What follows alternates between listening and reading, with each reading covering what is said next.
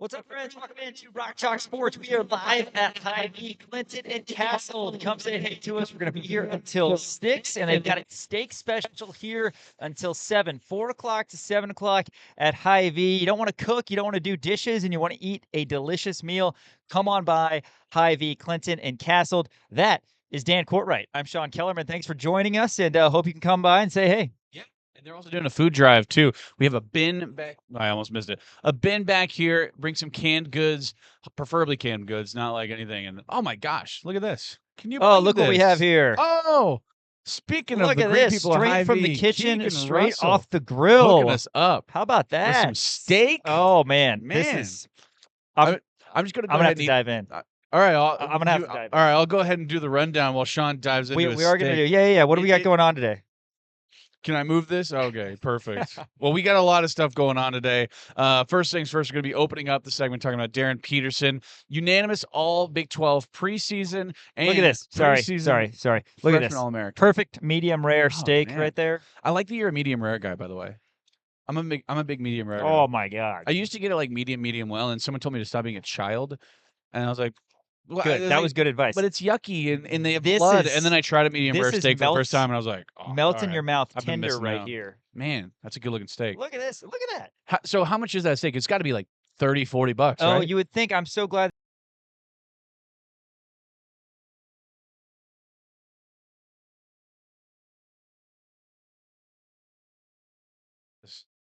This is, I mean, it's got a nice sear to it too. We're gonna get to the rundown. Yeah, you give us.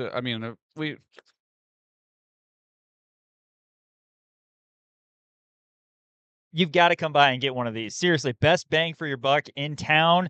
Woo! Medium rare to perfection.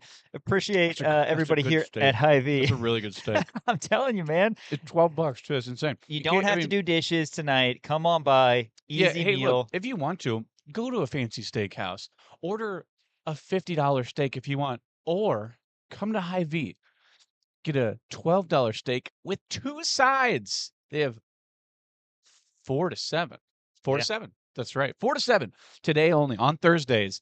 Every single Thursday from 4 to 7. Grab your steak. There's going to be a line. I mean, every time we've been here, there's been a line like almost out the door. 4 to 6. Yeah, you get a roll as well. So 4 to 6, we're going to be here, but 4 to 7 is the steak special. We're giving away some awesome stuff as well. Kansas Nation glasses and koozies. So come on by, say hey to us right here at Hy-Vee. You can't miss us, and bring by some Just Food donations as well. Non-perishables are accepted and very welcomed. Very grateful for everybody here at Hy-Vee. All right, this is what we're talking about today on Rock Chalk Sports.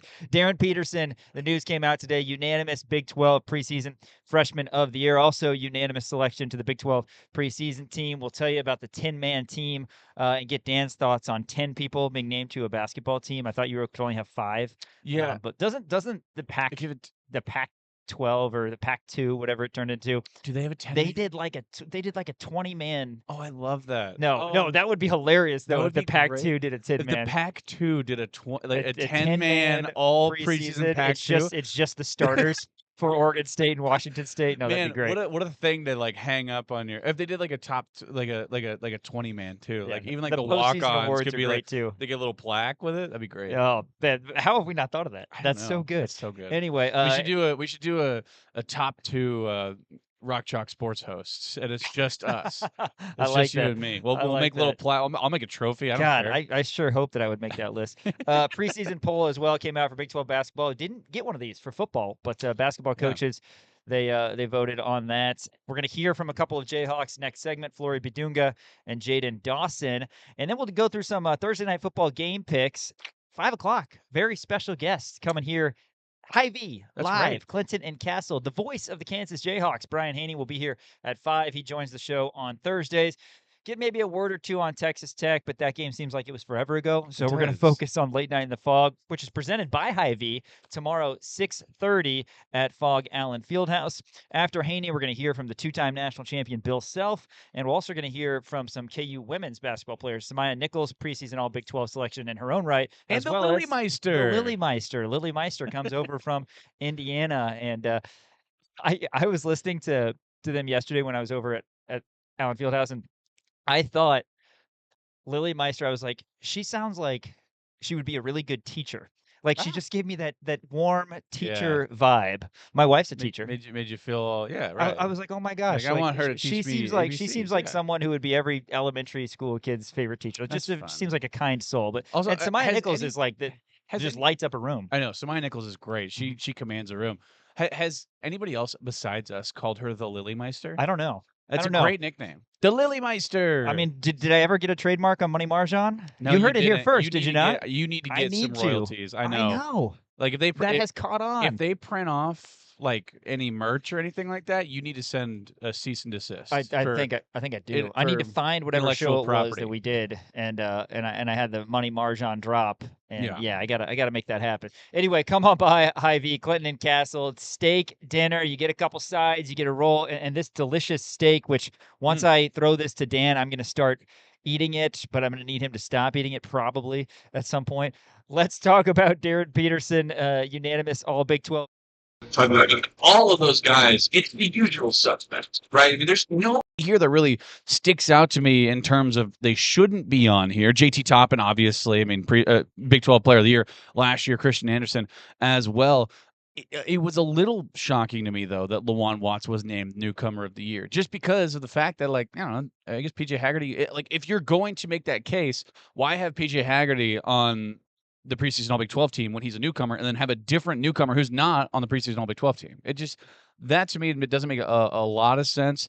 And I'm sure there are some names that you could potentially look at and say, man, maybe they got snubbed. Like Flory Bidunga, I think, could have been thrown a bone, I think, with this, but also maybe, and I don't think they have like a most improved player, because he only had 5.9 points per game last year, and I think Flory is going to average well over 15, maybe even in the 20 range this year, because he's going to be the starting center. So you could make that case about Flory, although there's not a preseason most improved player, and it's all going based off of what we saw last year.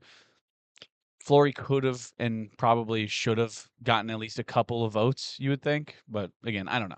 If this were 5 years ago or 5 years from now, no matter who's on the preseason all conference team, we're going to be saying, oh, well, this other guy from KU who didn't make it should be on there, right? Never going to say that about. I mean, I do think there's some to that. I'm also okay with him not being on the preseason, because he knows he's got a lot to prove. It seems like he's making a big jump this offseason, and we'll be excited to see him, kind of a 1-2 punch with Peterson and Bidunga. A couple other names that aren't on there. I think the first one that jumped out to me was Rob Wright. That's only because he's a star player. Maybe he could have gotten on there ahead of Christian Anderson. Anderson, again, we think he's going to be a top 15 player in the league, and we think Wright is as well. It probably was close. I'm sure Wright got plenty of votes, but nobody BYU from gets a couple Baylor. other guys as well. Baylor lost everybody. From Yeah, last but they year. got the guy from Cincinnati, Dan Skillings. Dan That's Skillings, right. That's and right. you love. I mean, I know. Love Dan You Skillings, wrote but the he's Big not an 12 Big 12 office. guy, I would You think. wrote the Big 12 office, and you said, I want him to be the preseason Player of the Year because you're so high on him. Amazingly, my vote didn't count. Can you You're believe kidding. that? I You're tried. kidding. It just didn't work. Oh my gosh. No, Dan Skillings, who unreal. did transfer from Cincinnati to Baylor, he will be at Big 12 Media Days next week, as will we. We're going to have all sorts of coverage on KansasNation.com. Make sure that you are tuned in. But yeah, now let's talk about Darren Peterson being the preseason Freshman of the Year. By the way, JT Toppin projected to repeat as Big 12 Player of the Year. Not surprising. Makes sense. This dude, 20-plus points at Allen Fieldhouse and not a lot of minutes. He had foul trouble. Tech won that game 78-73. It helped that Tech hit 15 threes. Toppin even hit a couple threes in that one, but he's just a star player. Tech, I'd imagine, had to convince him to come back in some way, and they did that, so not surprised there. But yeah, DP gets preseason Freshman of the Year. Not surprising. Everybody yesterday, Dan, at Media Day said he's as good as advertised. Well, I think when you look at BYU, right, because really the only other guy you can make a case for it is A.J. DiBonsa. A.J. DiBonsa, it's not going to be his team. They have Rob Wright and they have Richie Saunders, two guys who are really going to be holding the reins for BYU. When you look at who's going to be holding the reins for Kansas, it's going to be Darren Peterson. The ball is going to be going through him every single possession. There can be possessions where A.J. DiBonsa doesn't even touch the ball when he's at BYU, because they have other guys, other facilitators, other veteran guys who are star players. Darren Peterson, I'm not saying that Flory's not a star player. I'm not saying anybody else is not a star player. I'm saying that they haven't yet proved themselves. And so as of right now, Whose team is it? It's Darren Peterson's. You can't say that same thing about AJD.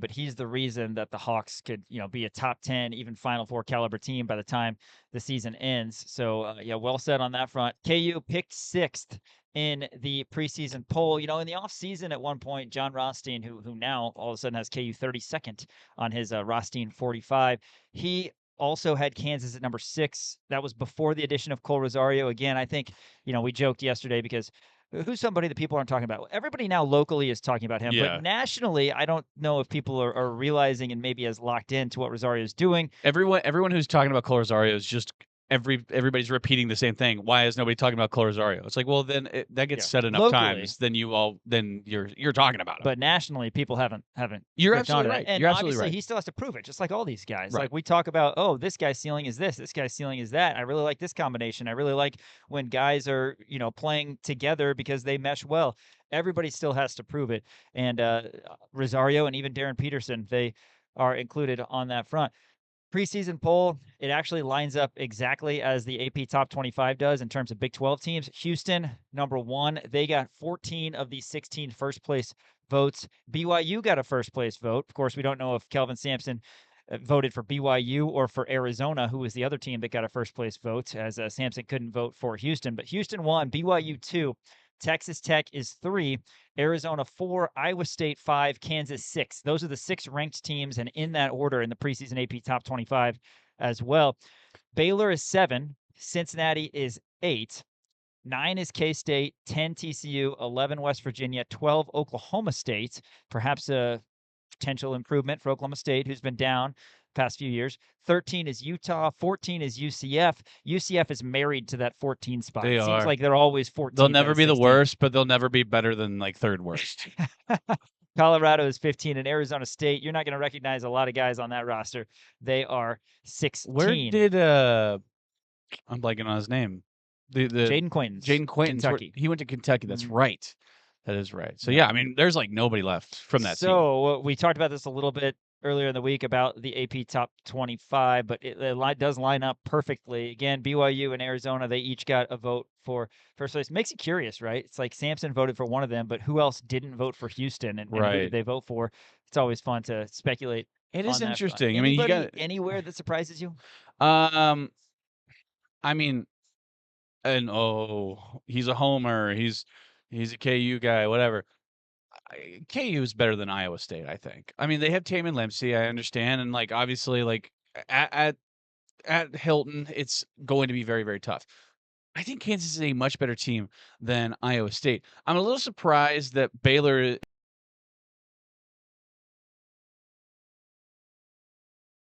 believe in the preseason AP poll.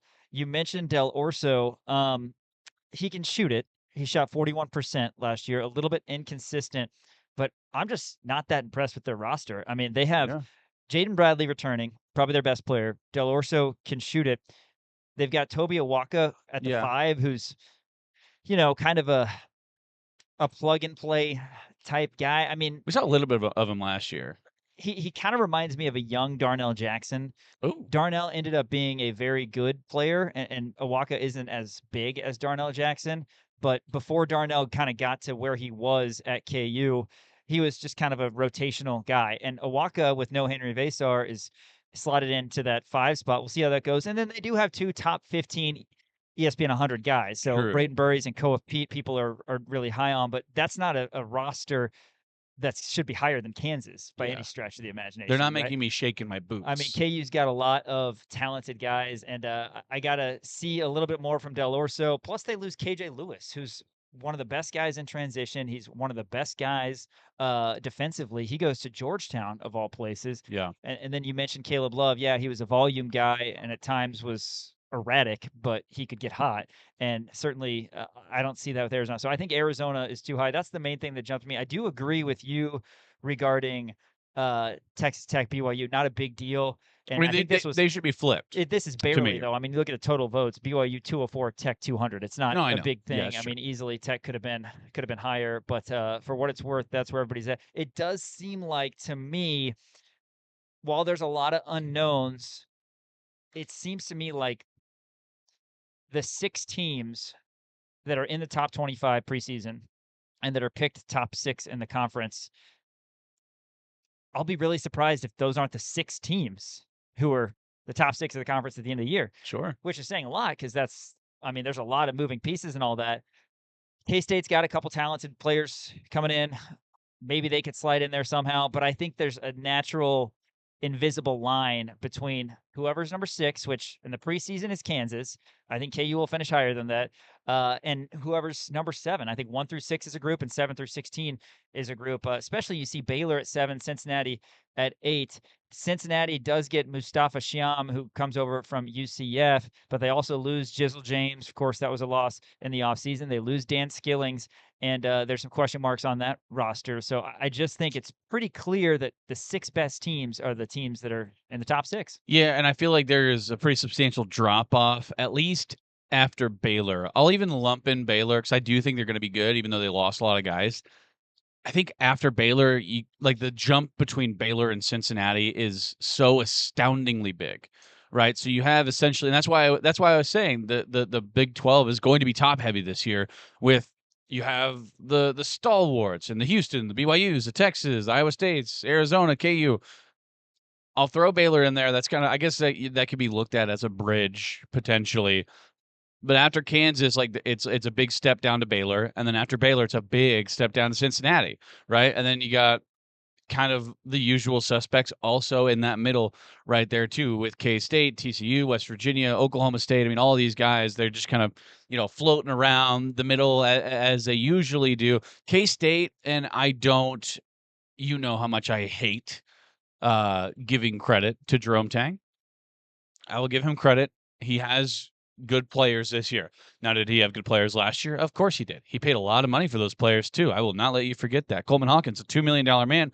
Doug McDaniel, the $1.5 million man, did not exactly pan out. But PJ Haggerty, he is not the same as Coleman Hawkins in terms of very different player, obviously, 2 different positions. And also, Coleman Hawkins averaged like 11 points at Illinois last year. PJ Haggerty was in the 20s, right? And, one of these All-American, was he second team or somewhere around there? PJ Haggerty was, I believe. PJ Haggerty is a damn good player. So I think that it doesn't matter what coaching is. I think that he's going to get the most out of PJ Haggerty. So K-State, to me, could potentially jump Cincinnati in this, even though they do have Mustafa Shyam. Like you said, they lost Jizzle James and Dan Skillings. So it's going to be tough. So I think K-State, just not a lot of big jumps in terms of like where people should be. Like I think like Cincinnati, K-State could be flipped. Texas Tech, BYU could be flipped. KU, Iowa State should be flipped. And the rest, who cares? I like UCF at 14 though. Yeah, UCF in 14. I'm telling you, it's a match made in heaven. That's our look at the Big 12 preseason poll in terms of men's basketball. We're going to hear from a couple Jayhawks after this. Flory Bidunga primed for a spectacular sophomore season, as well as Jayden Dawson, a senior transfer from Loyola Chicago. We haven't talked in detail about Jayden too much this offseason, but he's expected to come in and contribute in case he's going to need his stroke from the outside. We're going to hear from those people after this. We're live at Hy-Vee, proud sponsors of Late Night in the Fog tomorrow at 6:30. $12 for a steak dinner. You get a roll, you get a couple sides, 4 o'clock to 7 o'clock here at Hy-Vee, Clinton, and Castle. We'll be back after this on Rock Chalk Sports. Thanks for listening on ESPN Kansas City and watching KansasNation.com. This is Dale Highshaw, and you're watching KansasNation.com. Welcome back to Rock Chalk Sports here at Hy-Vee, Clinton, and Castle. I almost finished my entire steak during that commercial break. Really impressive. Plus, I had to, you got sides. I literally had to stop. I know. There was mashed potatoes on this plate about 30 seconds ago, and it got on the plate about a minute ago. I respect that about you, though, because I'm the same way. Like, I don't mess around. Like, I see these people posting pictures of their food on Instagram. No. I'm like, man, when that food arrives, strictly business. I don't have time. You're strictly business. Give it. Yeah. Just throw it down in my gullet. So Yeah, we no, got I'm the mashed same. potatoes, we got a roll, and I've got a little Got bit a of roll. sweet buttered Nice. corn. Sweet butter corn. Look at you, man. Man, yeah, you're taking your sweet time with that steak, though. I guess we are doing a show. So Yes, that's by why the we way, that's why we have the cameras. that's right. That's what Yes. makes sense. These microphones. But yeah, swing by Hy-Vee. It's steak night tonight from 4 to 7. The steak is fantastic. As you can see, I already inhaled it almost entirely. I get my medium rare. If you don't, you're a child. If you don't, then to each their own, I suppose. But come by, best steak in town, $12. You get 2 sides. It's fantastic. We just had a lemon pie. I had a lemon pie. You had the coconut pie. Oh Is that my good? God, we haven't even mentioned Dude, the pie. I know. I can't believe we haven't. It's unreal. We ate the pie beforehand. I know you're not supposed to, but we're adults. We can do whatever we want. But yeah, swing by 4 to 7 steak night.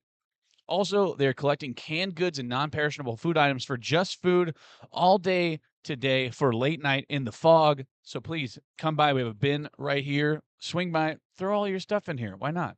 Hey, if you come by from 4 to 6, we might let you eat your steak and chew into the microphone, so everybody can hear you chew. Just I would like us. love that. Wouldn't that be just a special perk? No, I'm glad I don't have probably headphones, by wouldn't the way. allow that. We're trying to avoid it ourselves. No, I know. But also, later on in the show, I'm going to promote a 15-minute meal kit.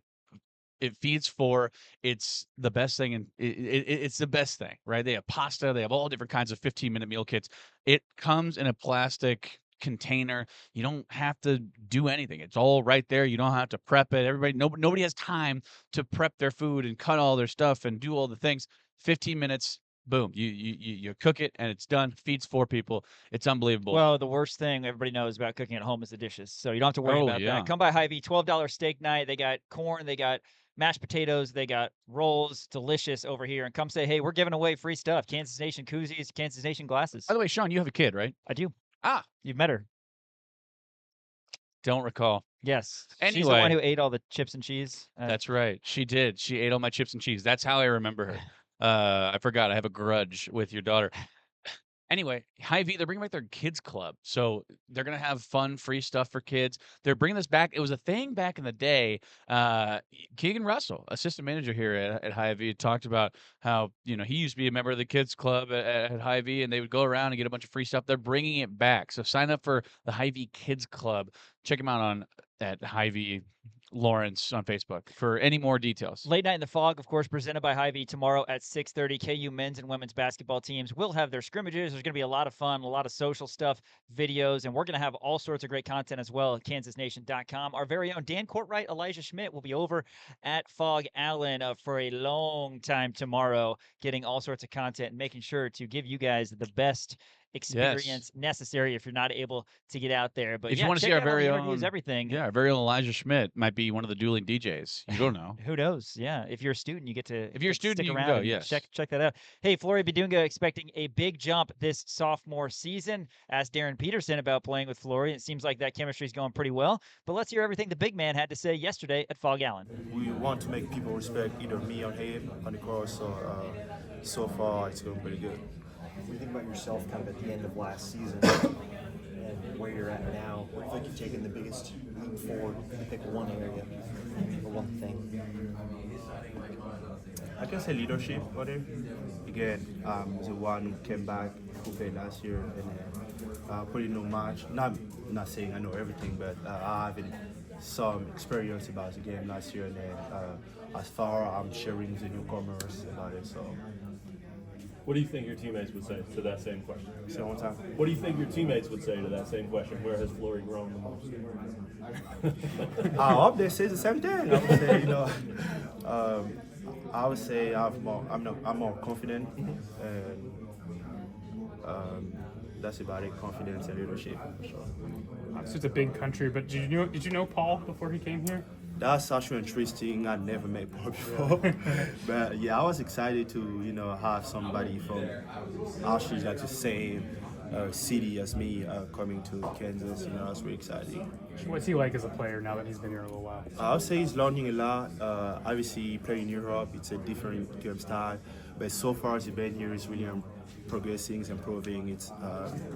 It's crazy.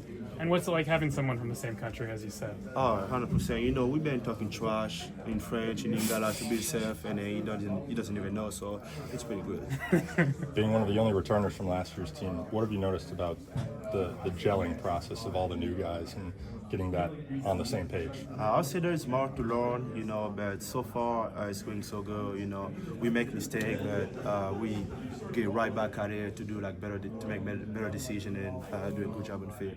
Melvin said he's never been around a team that loves to play defense as much as these guys do. Would you kind of share those same thoughts? 100%. I would say that for sure need to be our identity, you know, makes the other team look bad, and then the only thing we'll do is on defense, you know, make them take bad shot, pressure them, you know. As far as they play bad, I think we'll be good. As one of the few people who's played in Allen before on this team, what are you telling your teammates about what to expect from late night? Oh, that would be electric. I mean, some of them came to the game, watch us play, but I told them that would be different when they will be the one playing. So I can't wait for them to experience it. For you, what's been the biggest jump you'll make from year 1 to year 2 on the court? Is there one area you focused on this offseason? I would say if confidence is one, you know, be more engaged as a leader for sure, because I'm, as you say, one of the returning players who played last year, and then I know kind of the game. So I'll probably just take my knowledge of what happened last year and then bring it to the table.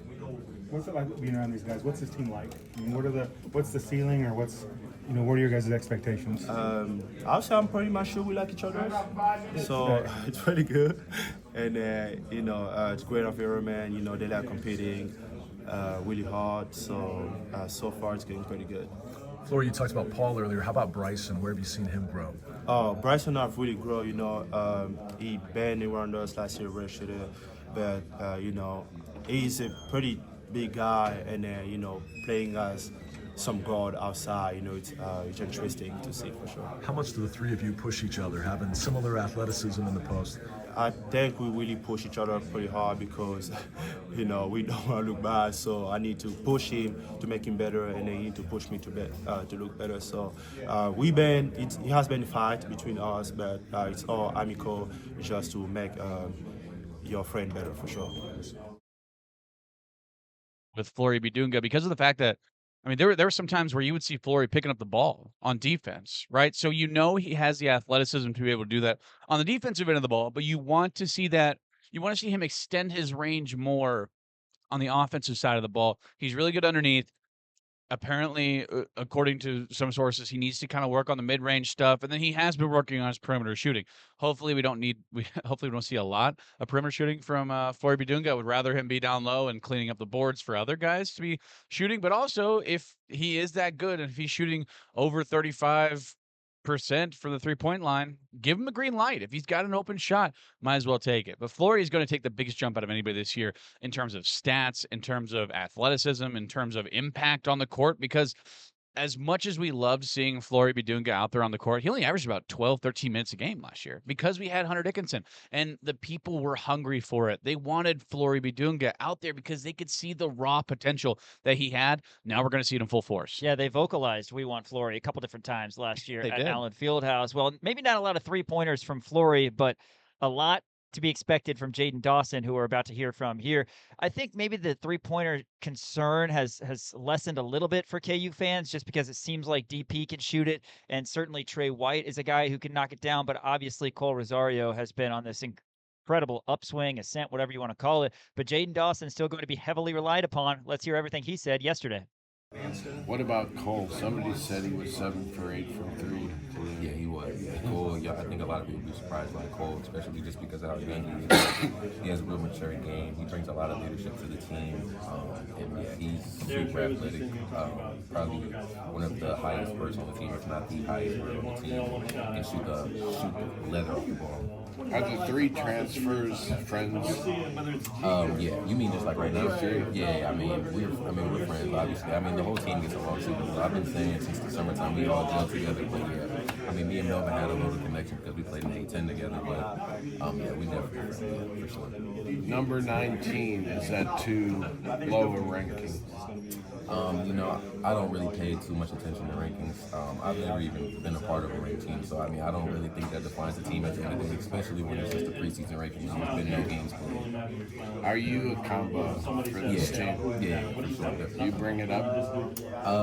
Not as much bringing it up, but I mean, if it's a press break or anything like that, obviously I have to come and help bring the ball up, or if it's get off the rebound and push the ball, things like that. How good is Flory? Flory's super good. He's another just generational athlete. The way he can just play above the rim on both sides of the ball, and then the way he can guard. Being able to guard at his size, being able to guard the guards, and it just allows us to be so much better because we can switch 1 through 5. So he's super special, man. Louisville game. What do you think? It won't count, but is it big? Yeah, I think it's definitely big. I think it's just another stepping stone for us to get into the right direction. Definitely just because we haven't had any scrimmages or anything like that. So I mean, it'll be a good test for us, especially since they have them, ranked pretty high in the preseason. But yeah, I mean, I just can't wait to get out there with the guys. What do you think of the morning practices? Is this something new in your life? It is something new, but I actually enjoy it because I have the rest of the day just because all my classes are online, so I just have the rest of the day to myself to come back to the gym or really just do whatever I want to do. So you guys like it? I like it. I don't know if all the other guys like it, but was that your first boot camp? Nah, we did boot camp at Loyola. Oh, is this one hard? This one's harder just because of how long it is. It being 2 weeks, it was definitely tougher. And then the last 2 days was super tough. Are you excited for this team's chemistry? Yes, I'm super excited. Like I said, I just can't wait to finally be able to get out there and just for everybody to see how talented this group is. Thanks. What's been the biggest adjustment for you settling in here? I think the biggest settlement for me is just we have 3 huge bigs, and coming from the A10, there's elite bigs in the A10. Don't get me wrong, they're just not as big and as physical and just as athletic as the bigs we have here. I think that's been the biggest thing that I noticed, just how big they are. And I haven't even got to go against any of the other bigs in any of the other conferences or whatever it is. But I think that's been the biggest thing that I've seen, just how big and athletic the bigs are, and being able to adjust to that. Who will your game remind KU fans of? Whether it's a Jayhawk or somebody in the NBA currently, who are you similar to? I would have to say, man, that's a tough question. I don't really know too much about. I wasn't a KU fan growing up, so I don't really. But in the NBA, is there somebody you aspire to be like? Just in general? Yeah. I kind of like to take my game a little bit from everybody. I mean, I think I'm gonna lead off the ball mover. So I think I could say in that aspect like Klay Thompson or Steph Curry. But I mean, I don't really like to model my game as anybody. Jayden Dawson. I like it. Thanks. That's KU guard Jayden Dawson speaking to reporters yesterday at Allen Fieldhouse. Like I said before, we threw it to JD, as they call him, interestingly enough, and he's going to be heavily relied upon when he gets those shots up. 40% would be a great clip, wouldn't it? It absolutely would be. And he's going to be such a valuable asset to this Kansas team, right? Because of the fact that he reminds me of Rylan Griffin in terms of the way that he shoots the three-pointer, but he's better than Rylan Griffin and a more valuable asset because of his ability to get to the rim. I think he's a better driver than Rylan Griffin ever was. He's a more physical player than Rylan Griffin. So I think that he's going to be a very important asset. It's going to be interesting to see where he slots in, what his role is going to be. If he does start the first couple of games, if he's not shooting over 40%, I could see potentially Corzario coming in maybe game 4 for him. But if he continues to shoot well, get to the basket, and get some offensive rebounds, I don't see why he's not going to be a starter. Plus, he comes from a program that's defense first, right? Loyola Chicago. You got to think that's one of the reasons that he was an attractive get in the transfer portal for Bill Self and the Jayhawks. Hey, we pre-recorded a segment a little bit earlier today over at the Kansas Nation Studios, Thursday Night Football game picks, plus a little chatter on KU volleyball and soccer. So that'll be next. And then at 5 o'clock, Dan's going to be joined by Brian Hanni, the voice of the Jayhawks, live at Hy-Vee, Clinton and Castle for Rock Chalk Sports, ESPN Kansas City and KansasNation.com. I'm Justice Finkley. You're watching KansasNation.com. Rock Chalk. Guys, back in our Kansas Nation studios for Rock Chalk Sports. Dan, we're not at Hy-Vee anymore. We were just at Hy-Vee. What happened? It is a little bit earlier in the day, Thursday. Thanks for sticking with us as we're pre-recording this segment. Stick around. Back live at Hy-Vee. Next segment, however, Dan Courtwright, joined by the voice of the Jayhawks, Brian Hanni, to talk all things late night in the fog and maybe get Haney's reaction to KU football's loss against Texas Tech. But we're talking a little KU volleyball, KU soccer. KU volleyball doing what we expected they would do at this portion of the schedule. The ranked number 15 in the country. Of course, back-to-back home wins against Texas Tech and Iowa State. And now they head to Houston, the Fertitta Center, 6 o'clock tonight to take on the Houston Cougars. KU 13-7. 4-2 in Big 12 play, 3 straight wins. Katie Dalton, who has turned into the setter number 1 for KU, career high 55 assists against the Cyclones. So good on her. And getting a little bit more chemistry, it seems like, Dan, with this team. Young players. We had a lot of newcomers, of course, a new coach as well, and Matt Ulmer, but Giovanna Selinovich and Grace Nelson have been great, particularly from the service line. And as we talked about throughout the season, they're still ranked. They're still respected, number 15 in the country, because they've got 7 losses, but all 7 are to good teams, 5 in 5-set matches. So they look to keep it rolling with a road victory tonight. Yeah, and hopefully they can, right? And this is going to be a crucial stretch for this Kansas volleyball team if they want to continue to be ranked and continue their momentum moving forward. Obviously, all of their losses have been to really, really good teams, but you can see the talent on this Kansas volleyball squad with Giovanna Zelenovic. She had 7 aces the other day. Katie Dalton has really, kind of emerged as that setter number 1. Like you said, we still have Kristen Klein, so depth is never a bad thing. Kristen Klein was an all Big Ten caliber player last year, came over with Matt Ulmer from Oregon, and Katie Dalton has found herself in that solid spot. So really great stuff from her. Also, Kansas soccer, they're going to be coming home today.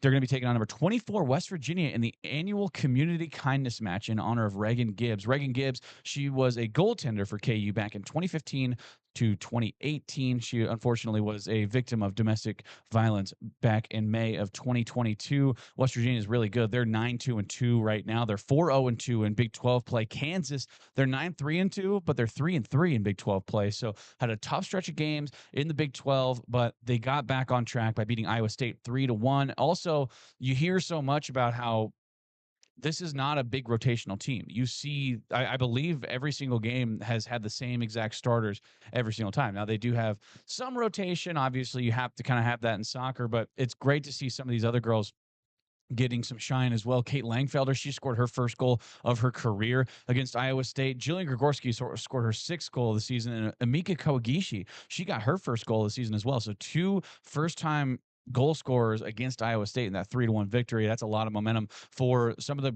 players who don't have as meaningful of an impact on the offensive side of the ball heading into this big-time matchup against West Virginia. Yeah, looking forward to it. KU soccer under head coach Nate Lee, friend of the show, recurring guest on the Friend show. of the show, man. recurring guest. Awesome dude. Also a big Cavaliers fan. Cleveland Also Cavaliers. A Big 12 champion, right? Also a First Big 12 year at the champion. helm, and KU got it done in Kansas City. So yeah, we'll be excited to watch this team the rest of the way. A team that's kind of been in and out of the polls, but there's a reason that they are so nationally respected. And RPI number 12 for KU soccer. So so good on them. Hey, Thursday night football tonight takes us, Daniel, to the AFC North. Pittsburgh Steelers at the Cincinnati Bengals. Interesting one here. I'll give you the line off the jump, and then I know that you've got some props that you want to get into before the big game tonight. Bengals are plus 5.5 at home. Over-under is 44.5.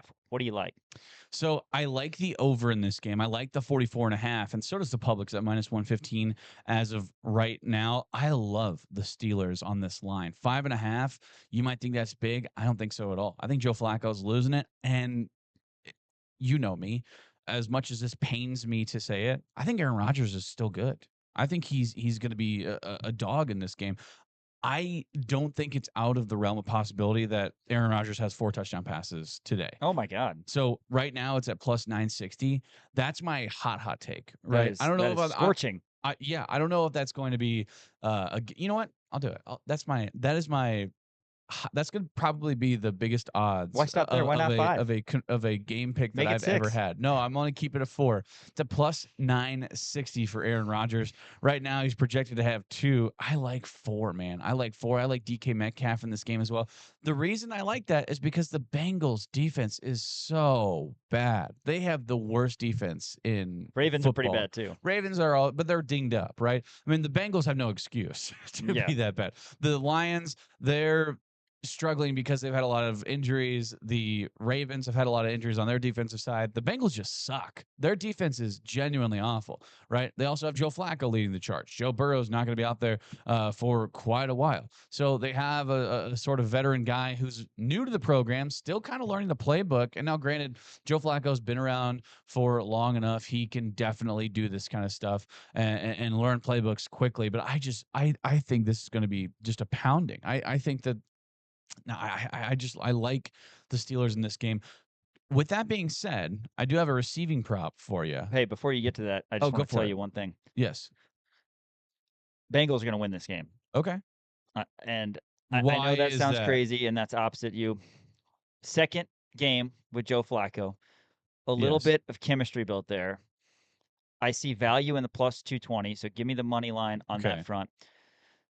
The Steelers are so hit or miss. Don't forget, this is a Steelers team that gave up 30-plus points to the Jets. They did. So that's why I think that's why I'm hitting the over. Thursday night football, weird things happen. What happened last Thursday night? The New York Football Giants on the money line destroyed who did they play? Cowboys? No, the Eagles. Eagles. Yeah. Cowboys wouldn't have been favored in that one. Yeah, they destroyed the Eagles. It was 34-17 or something, the Cam Scattaboo game. Yeah. Weird stuff happens on Thursdays. I like the Bengals on the money line. I would like the spread, which is kind of funny now that I said they're going to win. I would like the spread more, obviously, at the 6 or 7 number. And I would think with plus 220 money line that wouldn't be out of the realm of possibility. And you can do an alternate, but I like Bengals plus 220. And I just think that another week with Joe Flacco, who is a decent enough quarterback, is going to get it done. And just too many question marks for the Steelers. Steelers had a big win against the Browns, which I expected. Big meaning, a lot of points. Yes. Not noteworthy win. No, it was a big. That's why the Browns. That's why I think their offense is absolutely rolling right now. And if you're going up against literally the worst defense in all of football, I think it's just going to continue to roll. I think there are enough playmakers for the Bengals. They're not going to win very many games. I think we can all agree that. I think this is an opportunity on Thursday night for them to get it done. A plus 220. I've got a prop or two that I like, but tell me your receiving prop. I have a receiving prop, and this is going to go it's going to kind of go the opposite way, but it does feed into the over that I like. I love the over in this game. T. Higgins goes over 100 for the first time this year. You know what the odds are on that right now? Plus 670. I have a plus 926 and a plus 670. You know what you need to do with those? Parlay. I mean, I can't imagine what that payout is. No, just think about how rich you're going to be. Hold on. Let me pull it up. I'll figure this out. With the oh no, wait, I don't want to do that. With the parlay on. It is Rodgers plus 6,000. Rodgers 4 touchdowns and Higgins 100+ yards. Plus 6,000. You might have to throw a dart at that. Why not? Throw one plus 6,000, and that's not even with the over. 60. I want the over in this one too. So give me the over. But I absolutely love the over. That's a 3-leg parlay. Oh, it's not going to let me do it. It's not going to improve it very much either because if you've got one guy throwing 4 touchdowns, then the over is probably going to hit. Yeah. Right. So no, that's true. But that's fair. T. Higgins 100+. I've got one, and then I know you have one more, and so do I. But come on, guys. Jamar Chase, anytime touchdown, plus 145. Okay. Right? Sure. That's not, I don't hate I mean, that. is that not free money? Right. This dude is always targeted in the end zone. Flacco's got a guy he can throw it to. Plus 145. Come on now. Yeah, I think Flacco is really going to have to heavily rely on, and that's why I think T. Higgins is going to go over 100 because Joe Flacco, I mean, he's not going to be, I mean, he might hit those checkdowns, but he has essentially two number one receivers, which that's been the storyline about the Bengals, right? They have 2 virtually number one receivers and nobody else on their team. They have not spent those funds well. No, absolutely not. They spent all of their money on 2 very good wide receivers. They have the worst defense ever. So Joe Flacco understands this as well as Zach Taylor, that, hey, utilize those 2 guys because you're paying a hell of a lot of money for them. That's why I think this over is going to hit. That's why I think T. Higgins is going to have over 100 yards. And that is why I think the Pittsburgh Steelers are going to clean up, and Aaron Rodgers is going to have 4 touchdowns in this game. You know what I see value in? My last prop I'm going to give, Aaron Rodgers interception at plus 118. I love that. Plus 118. I don't know if I love that, actually. That's a good-looking plus right there. Flacco to throw a pick is minus 171. These are on DraftKings, but give me the plus 118. Rodgers is, prone to have one or 2 of those, I would think. But like you said, Thursday night football games, they always get weird. Yeah. Like I think it's going to get weird because I think it's going to be such a high-scoring game. Yeah. That's why I think it's going to be weird. And I think the weird thing is everybody is going to be questioning, like, man, is Aaron Rodgers still good? Does he still have it? Maybe I should start drinking ayahuasca in the woods. You know what I mean? Maybe I should start reading my horoscope or whatever he does. I don't know the stuff like it. That's what I think is going to happen. They're going to be like, man, he's doing something to give himself Benjamin Button's disease. He's going to look good because he looked good last week against the Browns. That was a fantastic win. They're going to continue to roll. Mike Tomlin is clearly a fantastic coach, one of the better coaches in the NFL. He does the most with the least amount of talent, I think. 9-8, the Steelers will be at the end of the season. That's one thing that we can all agree on. But yeah, Thursday Night Football, the Bengals hosting the Steelers tonight. Brian Hanni joins the show live at Hy-Vee after this. Thanks for listening on ESPN Kansas City and watching KansasNation.com. This is Dale Highshaw, and you're watching KansasNation.com. Welcome back into Rock Chalk Sports on KansasNation.com. Daniel Courtwright and my co-host looks a little different. You've changed clothes. I see. Obviously this is not Sean Kellerman. It is the voice of the Jayhawks, Brian Hanni, joining the show here live at Hy-Vee. $12 steak night every Thursday from 4 to 7. Best bang for your buck. I absolutely inhaled mine. The mashed potatoes are fantastic too. Also, they have these $15 meal prep kits. All you need is 2 tablespoons of oil, and that's it. Heat it up in a saucepan, throw all this stuff in there. It's done in 15 minutes. Everyone hates having to chop up all your sausage and get all your stuff, all the boiling of the pasta and whatever. You don't need to do that with this. So swing by Hy-Vee, 15-minute meal prep kits. They're on sale right now. So come by Hy-Vee and go ahead and grab it. And while you're here, might as well get a steak too, right? That saves you a ton of dishes. So check that out. Come on out to Hy-Vee. Come say hi. They're also doing a food drive for Just Food. But right now, we are joined by Brian Hanni, the voice of the Jayhawks here. And yeah, Brian. I'm going to pass this off to Keegan Russell. Here we go. He's at the 10. Yeah, I know. We did touchdown, Kansas. Touchdown, Keegan Russell. Yeah, we didn't want to have that go bad, so they are refrigerated, so didn't want it to sit out for too long. But you can buy that one. It was touched by the voice of the Jayhawks, Brian Hanni. So that's gonna be worth something someday. Hanni Hanni night, by the way, can I just say, is super popular in the Hanni household. I live 5 blocks from here, and so we're always coming over on Thursday night steak. It's great. There's not a better deal in town. I know. That's what I said. I was like, you can go to a fancy steakhouse and get $50 steaks, or you can get the same quality steak here for $12 and eat it in the comfort of your home, or you can eat it here at the Mark and Grill. So, but Brian, appreciate you coming on all the way out to Hy-Vee. I know you say you live like 5 blocks away, but still appreciate you coming on out. Wanted to talk a little KU football off the jump, and then we'll get into a lot of basketball talk because obviously late nights tomorrow, but we kind of have to put a bow on the Texas Tech game. What were your initial thoughts in the second quarter when Kansas was coming back? They score 17 unanswered points. The defense gets a couple of big stops. Taylor Davis has a huge interception. Where was your mind there? And then where did your mind end up going out of the game? What did you see in the second quarter as opposed to the rest of the game? Well, I think we were, all of us in the booth, pretty bullish on our chances at halftime because, as you said, 17 unanswered points to close out the half. It was pretty clear at that point Baron Morton wasn't coming back, and as soon as he came out the tunnel in street clothes to start the third quarter, we're thinking, is this the year? And obviously, as we know, we lose, so we're now 2-24 all time in that series, which to me is astounding because you don't think of the two programs as being worlds apart. Tech fans might think that we should because they've been to 42 bowl games. I get it. But I don't think of them as being completely on a different stratosphere. Now, with what they've spent in the last couple of years in the revenue share and NIL era, maybe they're starting to get separation on the pack. Yeah. But for that night, down the starting quarterback, all the momentum was on KU's side. JD at that point was at 90% completions. You get the early stop to start the third quarter, and we're thinking, okay, if KU goes down and scores here to complete the comeback and take the lead, Hammond at that point throwing the football had looked a little bit shaky. I thought the game was right there for the taking for Kansas. Yeah. To me, the whole game turned on that 3rd and 1 that we did not convert. They get the tackle for loss. I mean, it was a night of double-digit TFLs. They had 9 sacks alone. But that TFL on that -3 play, I think flipped the whole game. And Yeah. you might say, come on, Brian, we lost by 25. How does 1 3rd and 1 change the whole game? Because I think if Kansas goes down and scores there and all the pressure is mounting on Hammond, the atmosphere was great throughout the night. But admittedly, when KU was in the midst of their comeback, it was a different kind of vibe. Yeah. And I think if you swing the balance of momentum and pressure squarely on KU's side, put all that pressure on Hammond to have to throw their way back in it, I like our chances. Instead, he's able to settle in because they go down and get an answer after the punt in which he had back-to-back big runs. 15 yards on one, 14-yard scramble on the other. He still wasn't lighting you up with the arm, but the young quarterback all of a sudden is contributing something. I think pressure eases off. Crowd gets re-engaged. Suddenly the pressure flips to the Kansas sideline. We're down 11, and you see them get off to the races. And once we got down 3 scores and we were in pretty predictable passing downs, they were able to pin their ears back and just blitz.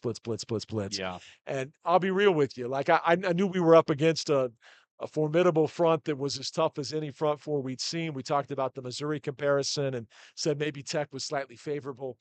I didn't think we'd give up 9 sacks. 9 sacks is crazy. I didn't think we'd see that. I mean, I said it at the time live on the air. This felt like the most mismatched front versus their defensive front we'd had since the Les Miles Oklahoma road trip. Yeah. When we went down there and gave up 10 sacks. It was the only thing that was comparable in my recent memory. That was a game you never had a chance to win. This was a game you absolutely did. And so that's what was disappointing. I think while ultimately you lose by 25 points, the game was there for the taking. And I don't know when you get another chance that good against the top 10 Texas Tech team. But I'll tell you what, we'd had previous top 10 upsets each of the last 2 years under Lance Leipold. You talk about the Oklahoma home game. You talk about the trip to Provo last year. We missed a chance at one, no doubt, last Saturday. But there's still a lot that's still there for the taking for this Kansas club. Starts with next Saturday. Let's make sure we support these guys in what has to be the biggest must-win we've had maybe in 10 years. Yeah. I mean, this is a mammoth game. I really hope Jayhawk fans get out there and support them. So get your tickets today, kuathletics.com/tickets. Don't let the folks at Purple come in and steal the crowd noise factor and the 12th man advantage at home. Yeah, well said. And I think that this could potentially be. Now, last year was obviously huge as well, and Kansas lost that one in devastating fashion. But I mean, you look at it, KU, they're 5-0 in their last 5 games coming off of buys, but also it's 2 streaks going up against each other with the 17-year streak. So you have to win this one. And I'm with Sean. Sean always says he can talk himself into a win. I can talk myself into a win as well. And looking at the schedule, it's like, well, I can see 2 wins right there, including the K-State game. So it's obviously going to be a big game. We'll get more in detail about the K-State game next week, obviously, because Kansas is on a bye. Wanted to ask you one more thing about the Texas Tech game, because JD played virtually perfect that entire game. Aside from the sacks, because he was getting a ton of pressure, he couldn't really avoid that. I don't care how good Jalen Daniels is. I mean, Lamar Jackson or Michael Vick, they're not getting out of that, right? So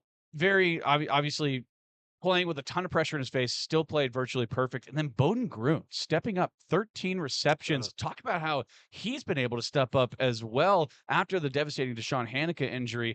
I mean, when he came in from the transfer portal, I thought, yeah, he'll be an okay kind of depth piece in this tight end room. Maybe he'll get 10, 15 snaps a game. And all of a sudden, he's come out of nowhere and really made an impact. Yeah, he's been fantastic.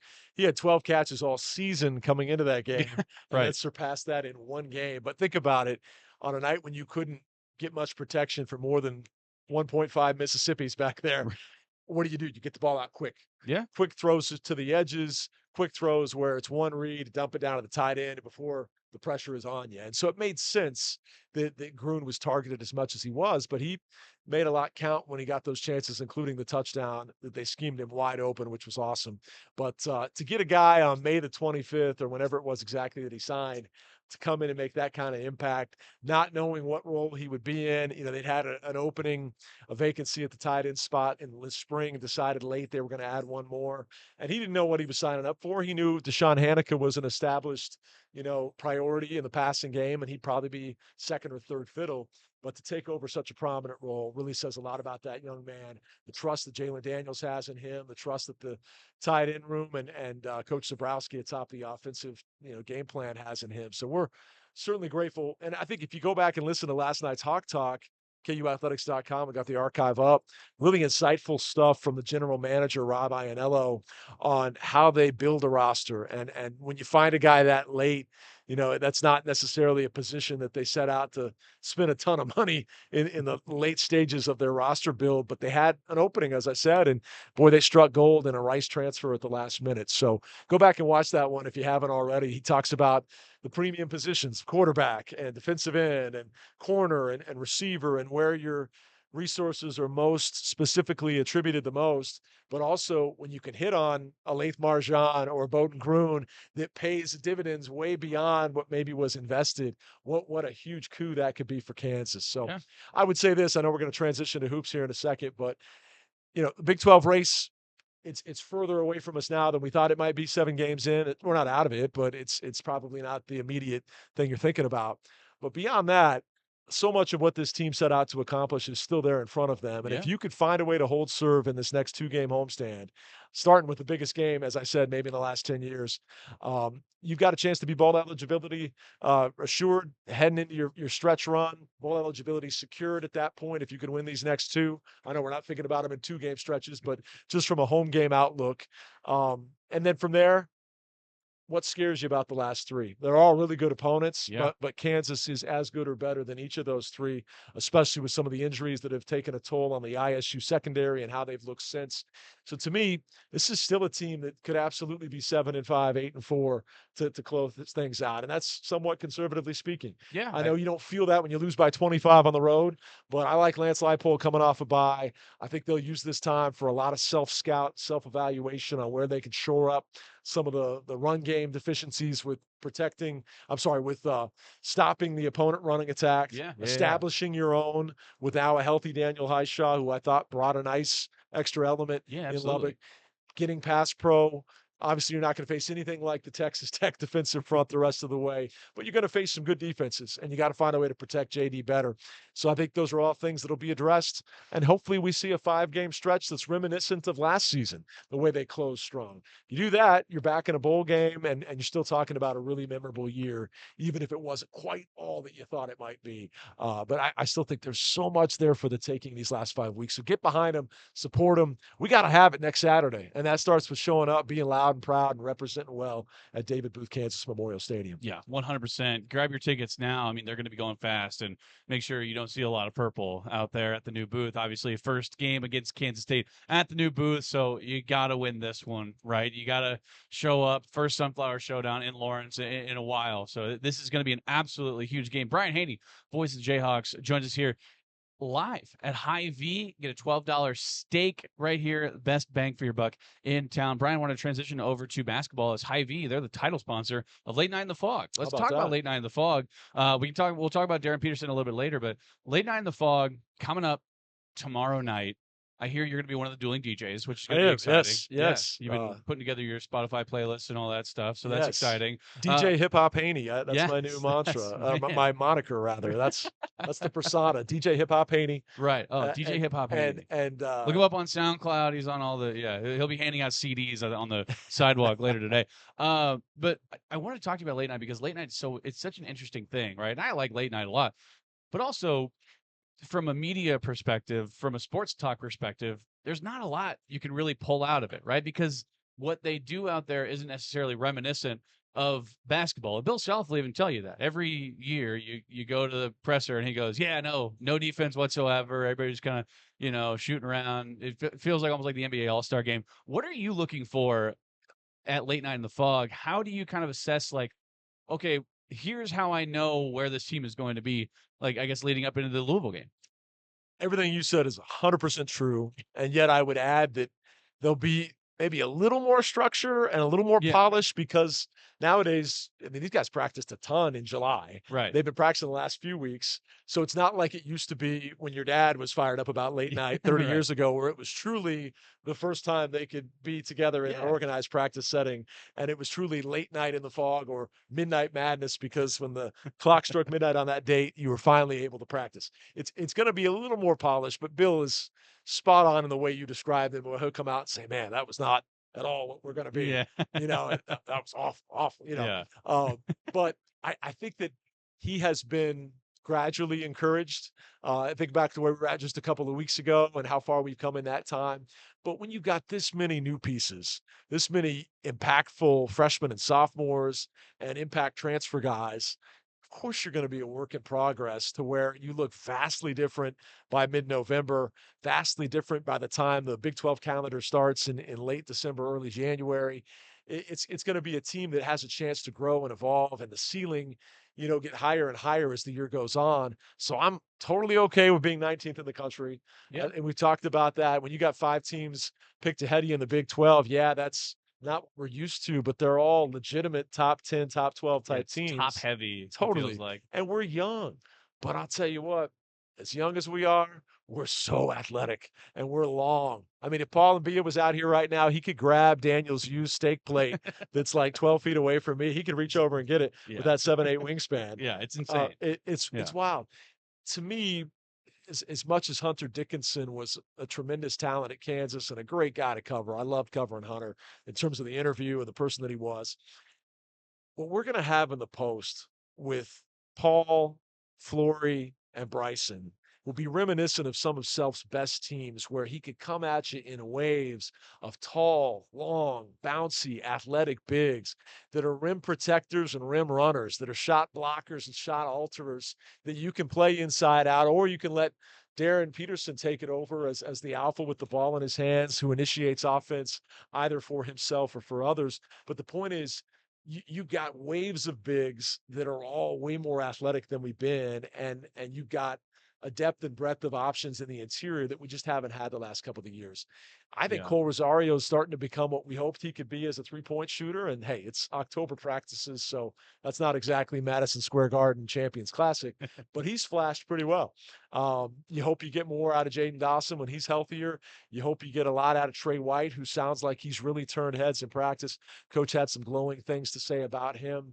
But yeah, I told you guys a month ago that I thought that the one thing I wish we had a little bit more of was three-point shooting. But beyond that, there's a lot of boxes that this roster checks that last year simply did not. And so I'm not putting any stock in a number 19 in the country or Yeah. number 6 in the Big 12. If anything, it fuels your fire and stirs the pot a little bit for motivation. But it's a monster of a league. We're absolutely entitled to have 6 teams in the top 20 in the Big 12 and 5 in the top 15 or so. I guess 16 if you count Iowa State. Yeah. But I don't worry about that at all because last year and the year before, we were overranked and not quite as athletic. You had players that were established, experienced, really good college players, but did you have much more of a ceiling than where you started the year? Probably not, because you kind of were what you were at that point. And there's always going to be growth of even a veteran team as you get better over the course of the year. But when you were mostly 22, 23, 24-year-olds that were pretty tapped versus a group like this, you're going to watch 5 or 6 guys, Daniel, blossom and just absolutely unfold before our eyes these next 5 months. And Yeah. if their personal growth ceiling is this much higher, just imagine the collective growth of this team between October the 20th and March the 20th. Yeah. And Bill Self, the perfect guy to bring it all together. So, hey, man, I don't care about the number next to their name. Give me this talent and that head coach, and let's go have some fun the next 5 months because they're just going to get better and better as the year goes on. Yeah. I mean, looking at this roster, I mean, I keep on talking myself into like, man, like we are very underranked, even though you look at the last couple of years and they were disappointing. Still 19 feels wrong because we know how good Flory is. We know how good Darren Peterson is, right? And there are a lot of question marks, but still, it's like you can see the raw talent. I like what you said about Hunter Dickinson as well. I mean, think what you want about Hunter Dickinson. He was a walking double-double, but he wasn't necessarily a rim protector like Flory and Paul and Bia are going to be. So I think we're going to see that improved a lot. Speaking of Darren Peterson, by the way, just came out. He's unanimous selection, preseason All Big 12, also Big 12 Freshman of the Year. I mean, the kid is just unbelievable. From everything that we've seen all the tape from his high school, and we know that it's going to be his team. Talk about him being projected, or I guess not projected, but him being selected preseason All Big 12 and All Big 12 Freshman of the Year. Yeah, it's great and excited about it because you knew it was going to be him or AJ. And I think in most rankings, they were neck and neck. And, some people, beauty in the eye of the beholder, but they're both I hate to say both generational talents, but they're both incredible talents. Yeah. And both are, top 3 NBA draft pick caliber. And so to watch how each of them respectively blossoms over the course of the Big 12 conference slate. Which, by the way, sorry to cut you off. It's a crime that they only get to play once this I year. know. I wanted that twice. People were convinced that the Big 12 schedule makers would make sure it happened twice, but maybe It is what it is. Yeah, maybe the grid works the way it's meant to and it's randomized or whatever. But point is, to have both those guys playing at the same time in the same league, it's going to be fun to watch that. I think there'll be plenty of weeks where on a Monday at 11 a.m. when the email comes out as to who the Big 12 Rookie of the Week was and who the Big 12 Player of the Week was, it's one of those two guys on either line, right? So excited about that. But with Darren, I think Bill had an interesting quote the other day, and this may not have been in a press conference, but in a speaking engagement that we were both at, when he said, some days in practice, he allows others to kind of shine and he facilitates more. And then 1 out of every 3 practices, he flips the switch and he dominates. It's hard to have that performance every day in a July or October preseason, offseason practice. Yeah. But I think there's an extra gear that maybe he starts to tap into tomorrow night in his first true Allen Fieldhouse experience, but really taps into at Madison Square Garden or at the Dean Dome in Chapel Hill, or wherever the big stage offers the opportunity and the lights get bright, where you see the baddest dude on the block and the best player on the floor, and that alpha instinct kicks in where he can take over a game. That doesn't mean he scores 35 every time in those moments, but it means that game point with the game on the line, you've got a player that you trust as much as any to go make something happen. Yeah, absolutely. And I think there are just some natural skills that he has that some are physically noticeable. Others are the way he sees the game and the way he thinks with a basketball IQ that's off the charts and well beyond a typical 18-year-old. So for all those reasons, I think we're in for a real treat the next 5 months. But it'd be curious to see what it looks like on a night-in, night-out basis, because I think some nights more so than others, he looks like this dominator. Other nights, he impacts and affects the game without having to score 25. And appreciate those nights too, and the different ways in which you see the excellence that is Darren Peterson. Yeah. Brian Hanni, voice of the Jayhawks, here live at Hy-Vee. Brian, appreciate you coming out, man. Tell us what you got coming up. Hanni and the Hawks. I hear you got a very special guest, a Kansas legend, if you will, with a legendary catch coming up. Yeah, we got Kerry Meyer coming in next week, the day before the Big Dylan Sunflower Showdown. He'll be in town with his wife, and we'll head downtown to record an episode there. Next week, you got a chance to hear the Joe Dean conversation we just taped the other night. 2-time Kansas All-American. He's now back on staff as a defensive analyst, which nowadays, the rule changed the last couple of years, an analyst can actually coach. Right. So he, and by that I mean like he's out there working with the guys. And so he'll talk about his role. He'll talk about his influences, both guys that he coached with and was coached by at Kansas previously, and other stops he's been at along the way, Illinois, Purdue, places like that. So that'll be fun. The Jared Casey episode's out right now. Check that out. All of it right here on kansasnation.com. Grateful to have that platform and work with guys like you to pull off those shows each and every week. Appreciate it, Brian. Well, Brian Hanni, voice of the Jayhawks, here live at Hy-Vee. Hey, after this, we're going to hear from the 2-time national champion and Hall of Fame head coach, Bill Self, everything that he said to the media yesterday. So you're listening to kansasnation.com. I'm Justice Finkley. You're watching kansasnation.com. Rock Chalk. Welcome back into Rock Chalk Sports here on kansasnation.com. Live at Hy-Vee, $12 steak night. I got mine medium rare. It's delicious. Also got some garlic mashed potatoes as well as a roll. Sean had the corn. He said he absolutely loved it. Best bang for your buck here in town. My mother is actually here. She got the steak as well. Got her to come in and try the steak. So come on out. They also have 15-minute meal prep kits in case you don't want to do all the chopping and the boiling of pasta and different kinds of stuff. Get your $15 meal prep kit. It is well worth the money. Also, the Hy-Vee Kids Club, they're restarting that back up. A ton of great stuff for kids whenever you come to Hy-Vee. A bunch of free stuff. It's going to be absolutely awesome. Also, Hy-Vee is the title sponsor of Late Night in the Fog. It's going on tomorrow. You can see the 2-time national champion and Hall of Fame head coach Bill Self. He probably won't be doing many dance moves. It's probably going to be more of the players, but maybe Bill Self, will see him out there shaking his tail feathers a little bit. But he was also made available to the media yesterday. So let's hear part of that interview right now. Coach Sam Wentz, Field 68, just how are you doing health-wise, and how much did maybe having that incident kind of changed the way that you view your future? I feel fine. I feel good. How it changed how I view my future, I would say, I've had a couple of wake up calls, but this was probably a bigger knot on my head than even the first one. But the way that it's probably changed as much as anything is I've never been one of healthy habits, so to speak, but I've gotten a lot better. I mean, I haven't had any fried food or fast food or red meat or yellow cheese or anything in 3 months almost. And God, what a way to live! But I actually feel a lot better. Thanks.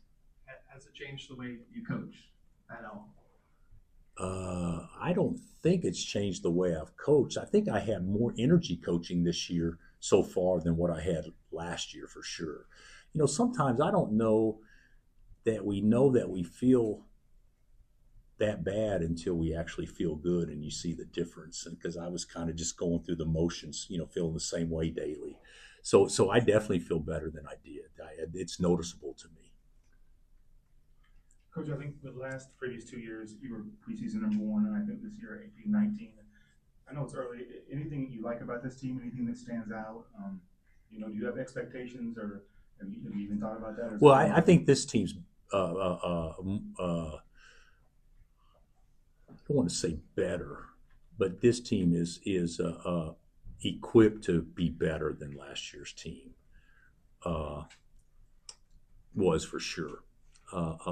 Nothing against last year's team, but this team's more athletic, and we're a little bit deeper, and we have a guy that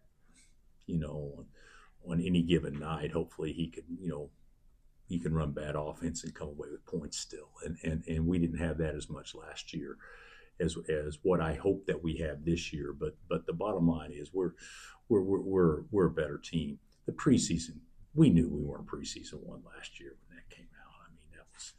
Now, did we play to that level? We did a couple of times. I mean, beating Duke and we had some other good performances, but that wasn't a team that could sustain it athletically, just because we didn't have the same bodies as maybe some years past. But whether or not we can get to that level remains to be seen this year. But it doesn't bother me at all what preseason is. It wouldn't turn me on or turn me off one way or another. But I do know that there's a lot of good teams out there on our schedule, and we're going to have to play to a top 5, top 10 type level in order to compete with the best teams on our schedule for sure. And obviously, late nights Friday. How are you health-wise, and do you anticipate any red shirts, or is it too early? It's you're asking me about my health again? No. I'm joking. The only one that's been out is Jayden. Jayden's got a sore knee, but we don't think it's anything major. But he's been out off and on for about the last week, so I don't know what his availability will be later this week yet. He did not practice today, so hopefully a day off tomorrow, and then Friday maybe he'll be able to go. But we've been, knock on wood, pretty fortunate from a health standpoint. So and to answer your question about red shirts, all that stuff, I don't anticipate dealing with any of that until the actual start of the games.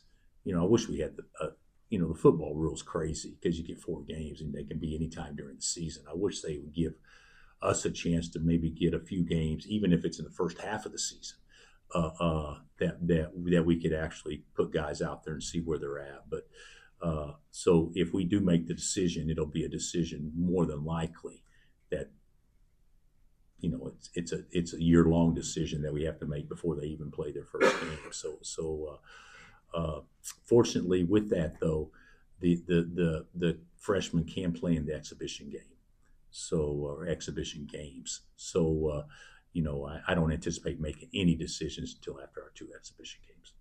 How has Flory improved over the course of the offseason? He's gotten better on the perimeter. I mean, he's now I'm not so much shooting the ball from distance, but he's gotten better at that. But I'm talking about his ball handling, his playmaking.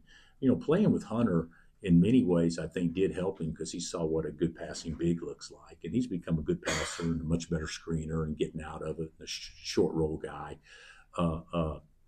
He can make a case for being as consistent a player as we've had so far. And then what has the process been like of maybe figuring out which other front court players complement Flory best when they're also in there?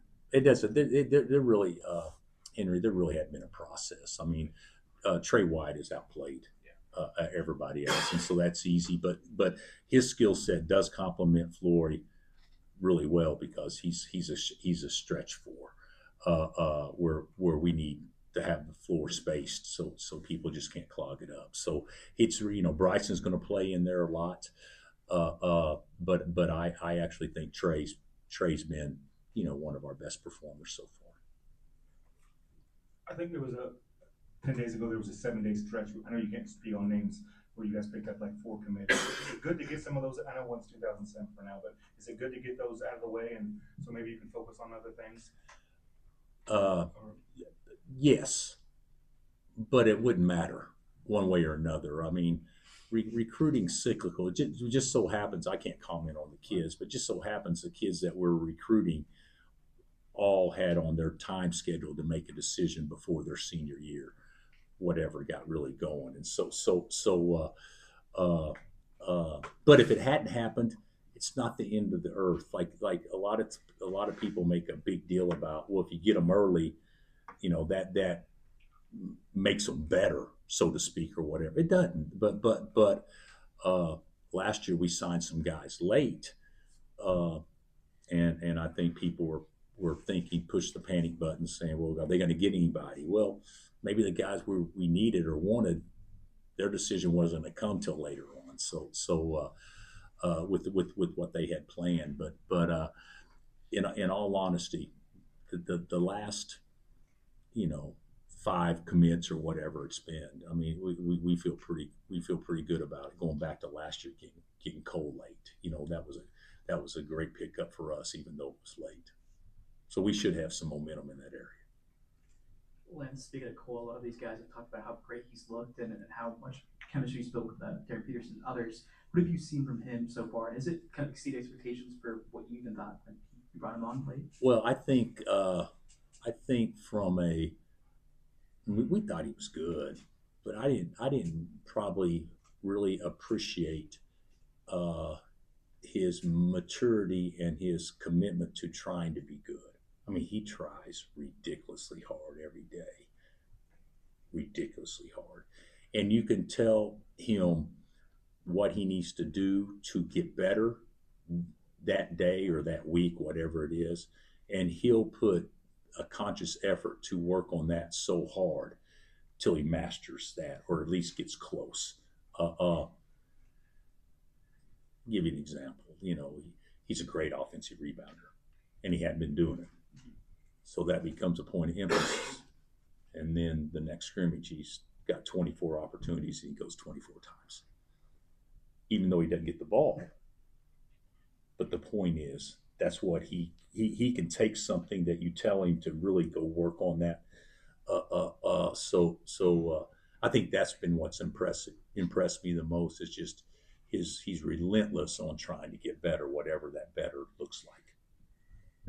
And I think recently Duke had a new position made for Jason, chief basketball officer. Is that something you guys? What's this? Duke had a new position made for Jason Tatum, called chief basketball officer. I think it's to help with recruiting and stuff like that. Oh, with Duke. Yeah.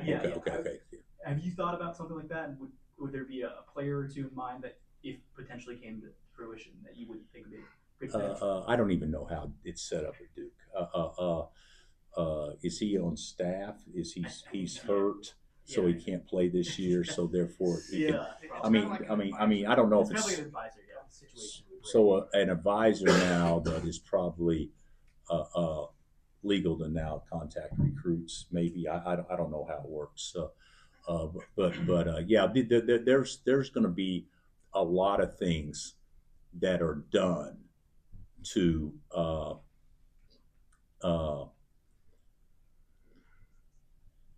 accelerate or manipulate the rules way they are today. Totally legal, totally permissible. But I'll tell you this: I can't speak to Duke, and I like Jason. I recruited him and didn't get to first base with him back in the day. All right, but he's been over here to campus and everything, and I think obviously a lot of other people have different ideas. St. Bonaventure, bringing on Wojo last year right off the bat, and then there's this and what Steph's done at Davidson, and then you had Trey possibly doing some similar things at OU and all that stuff. That's true, but I will tell you this: if I'm not mistaken, didn't Duke have the #1 recruiting class the last 2 years before they did something like this? So would this be a nice ad? I'm sure it will be, but the bottom line is they were experiencing decent success, but before that.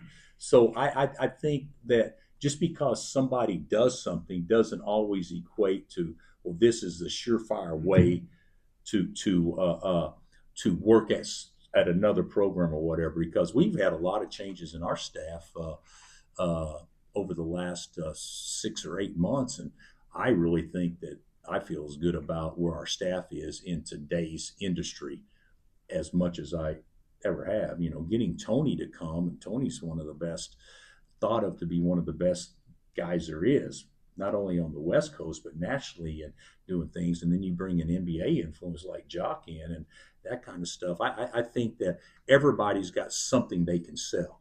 Now, if we had somebody like a Jason that could be somebody that could add to what you're doing, absolutely. But I haven't thought about bringing anybody in at this time for that particular situation. Yeah, obviously, you talked highly about Derek Peterson. Trey White talked about how he looks like a pro out there. For you, what does that mean? Like, what does that look different as a guy who's ready to go play in the NBA tomorrow versus somebody who is just a good college basketball player? Well, you look at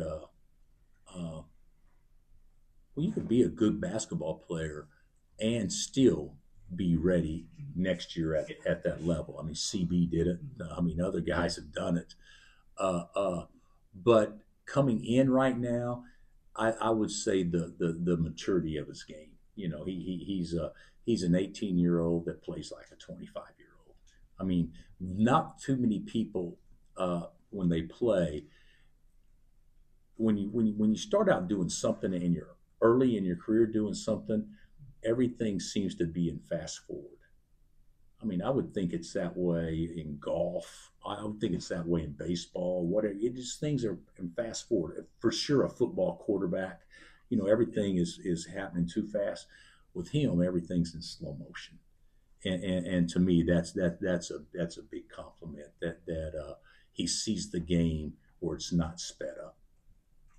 You announced the promotion of Jeremy Case the other day. What about his role changes, if anything, None. with this new? None. Jeremy was going to get promoted last spring. That was talked about. Our staff knew it. We just didn't announce it because we had some other staff changes going on and everything. So we wanted to get through everything. But Jeremy was going to be our associate head coach last spring. But it doesn't really change anything except he'll probably be more in charge of running meetings with the assistant coaches and organization and stuff like that, which he that'll be good for him to grow and everything. But as far as tiering people and that kind of stuff, don't read too much into it. But what it does do, it certainly, I mean, my staff has been aware of this for a long time. But what it does do, I think it shows that we have a lot of confidence in him, and he's closer to being ready to be a head coach. Which I think he'll be a tremendous one. I think he's a star in the profession, and our other staff members think the same thing. On the topic of the coaching staff, adding Tony Bland, what made him an attractive candidate, and what you liked about what he's brought to the staff so far? Well, he's got great energy. He's ridiculously positive, and he knows everybody. The other thing is, when you talk to people, and okay, who's the best out there? Who's the best in this situation. You study people, you talk to other people. Well, who would you respect? Who would you fear if they're in the gym, thinking that would be someone that'd be hard to beat or whatever? I think that he is as respected by the people I talk to as anybody in the country. There's some guys out there that are very effective, and we've had our fair share here. But I thought when Norm decided to retire, I thought I'm sorry, when Chase decided to go to the Nuggets. Obviously, when Norm decided to retire, we hired Jock. But when Chase decided to go to the Nuggets, I thought there was an opportunity for us to get better in what we needed. We just hired an NBA head coach to go along with Dooley, who's been a head coach, to go along. Curtis been in the game forever. He's gone along with Jeremy, who has a fabulous basketball mind. I was thinking, you know what? God dang, who can we get out there that would actually fit the recruiting model more than anything? And then you get that plus the coach.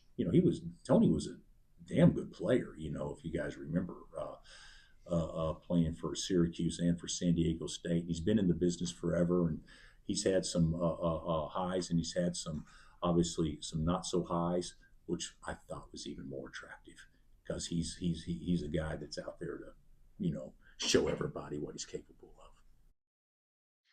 As two-time national champion head coach and Hall of Fame head coach Bill Self addressing the media. We'll hear the back half of that media availability tomorrow before Late Night in the Fog. That's going to be going on at 6:30 tomorrow. Hy-Vee is a title sponsor, and guess where we're at right now? Hy-Vee. You still have time. Get your $12 steaks. Fantastic steak. Best bang for your buck. I was eating one on air in the opening segment. It was absolutely delicious. I just could not wait until the end of the show. I had to stuff my face with that steak and the mashed potatoes. Absolutely delicious. So you still have time until 7 o'clock every Thursday here at Hy-Vee. $12 snake night. Like I said, best bang for your buck in town. Hey, after this, going to hear from a couple of KU women's basketball players. You're also going to be seeing at Late Night in the Fog tomorrow at Allen Fieldhouse. So Nichols, who's going to be leading the charge, and then transfer from Indiana, the Lily Meister. She's going to be at the podium as well as Samaya Nichols. So we'll hear that after this break. You're watching KansasNation.com.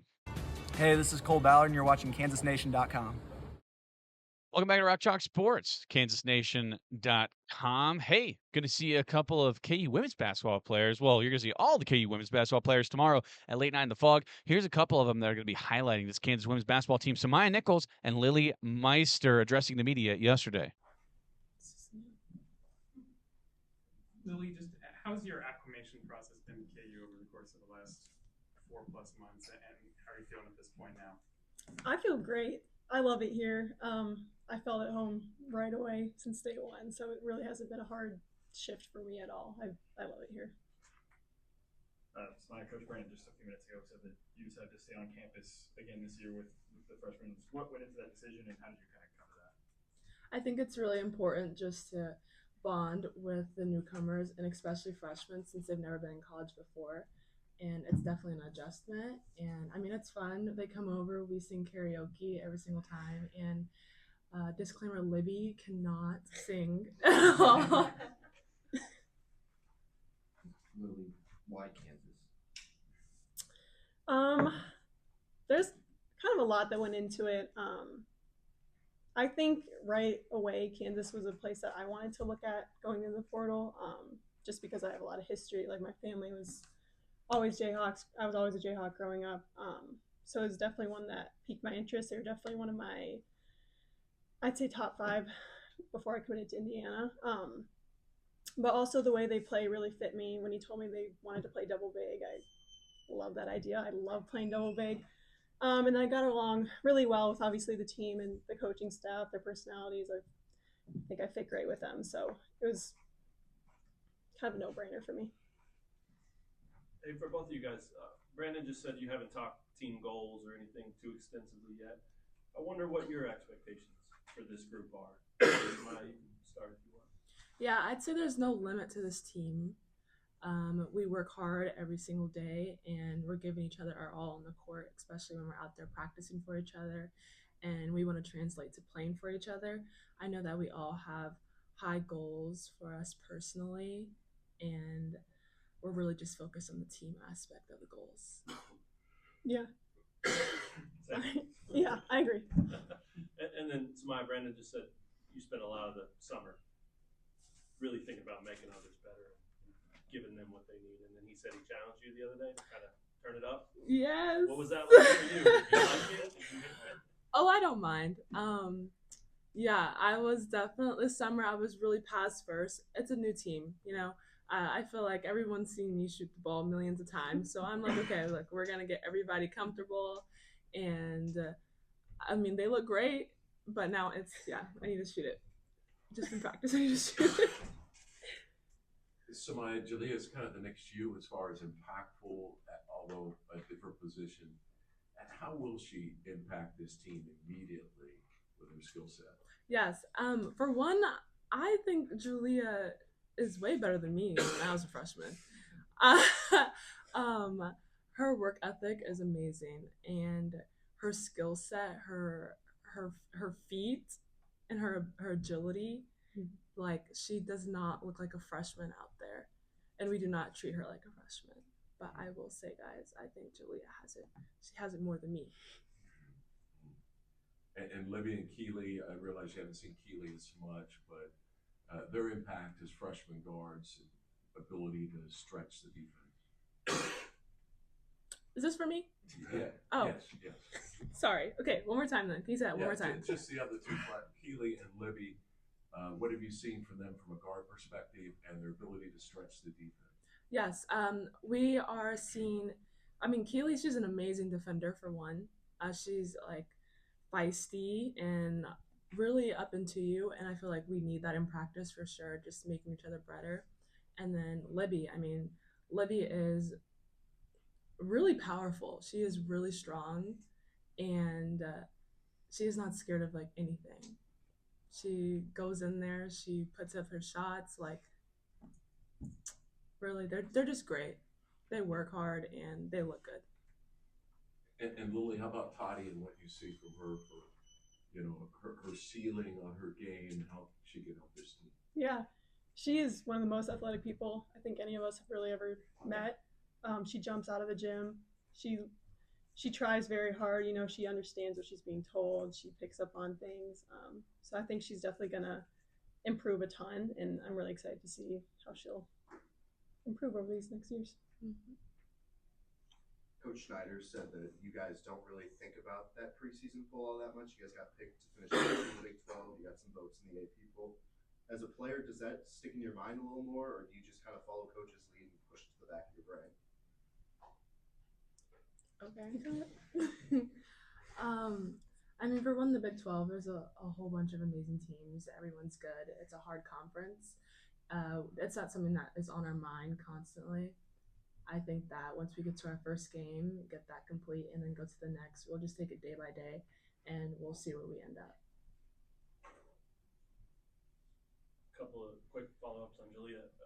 Lily, you were nodding your head to everything that Samaya was saying. I wonder if you could expand on the head nods and talk about what you've seen from Julia, especially work ethic and things like that. Yeah, well, I mean, I have the great pleasure of getting to guard her every now and then. And when I tell you, she is one of the strongest people I've ever played against. And I played against some pretty big girls. But, like, she doesn't look like a freshman. She doesn't play like a freshman at all. She's very strong, and I think her confidence is really great, too. She doesn't, get down on herself ever. She's always just kind of building herself up, and yeah, her ceiling is very, very high. And Samaya, just on that same thought, you've known her a little bit. Did it surprise you to see all of this? I mean, Brandon was talking about her pre-practice plan and how focused she is when she walks in the gym. I mean, did you know that about her, or has that been a new thing for you to see in her? It was new for me to see, for sure. But, I mean, her being from Kansas, me being from Kansas, like, I knew that she was a competitor, so I'm not really surprised for her. Yeah. And I wanted to ask you, too, about the depth. You guys were so thin at the end of last year. We asked Elle about the depth this summer, and I think she almost did a backflip in here. So I wonder what that looks like to you, all the depth that this team seems to have heading into the season. Yes, that makes us play honestly a lot faster, being able to come on and off. It'll help with like little ticks of injuries if we're feeling like sore, but just the ability to basically put the exact same crew on the court once your 7 went off. Lily, Brandon mentioned that part of bringing you in was he thought you could complement Julia and Regan well. I'm wondering, how do you feel that your various skill sets kind of fit together and contrast from each other? Yeah, I think they go together really well. One of the great things about playing double big with someone like Julia or Regan is that, if they are on the inside, I can be on the outside and I can utilize, my passing and shooting. But then again, if it gets flipped and they're on the outside, I know they're great passers and shooters as well. So it's kind of just, I don't know, like combining all of our skills together, and it works out really well. And then kind of on a related note, I know you said in the offseason you came to KU in part because you wanted to use different parts of your skill set that maybe you hadn't been able to. How has that been borne out over the course of the last few months? It's been really fun. It's been really fun to be able to shoot again and just kind of play like I used to. Definitely took some time to get used to. Wasn't very willing to shoot at the beginning, but I think, the coaches just kept encouraging me and, to giving me the green light. So it's been really, really fun. So Mike, you talked about Brandon challenging you after practice. Were you surprised that he did that, or did you see that coming? No, I saw it coming. Especially, I saw it within myself anyways. Like, honestly, the biggest thing was that I just wasn't shooting enough in practice, and just trying to make the others around me make sure they felt like they were within the play and just getting them used to what it would be to play in the Big 12s. But now that it's almost go time, you don't want it to be a snap of a finger and I'm on the court and I'm not shooting it anymore. So I am not surprised at all. And it's a blessing that he told me, because now I know it's really serious. Any other questions? All right, thanks, ladies. Thank you.